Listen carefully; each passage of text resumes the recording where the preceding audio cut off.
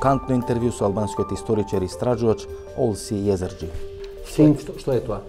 Since February 2016, the Americans brought in Albania around 3,000 Iranian jihadis.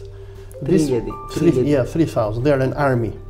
The Americans approached Macedonia, I think in time of Gruevski, to take them, but Macedonia refused. Americans, they contacted Romania, but Romania refused. And the only country who is ready to remove its pens in the front of the Americans are the Albanians, and the Albanians remove their pens. 3,000. Yes. So we have 3,000 Iranian mujahideen.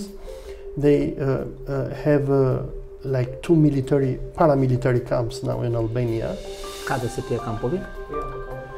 One of them is in Tirana, another one is in Durrës. The one in Durrës is 32 hectares.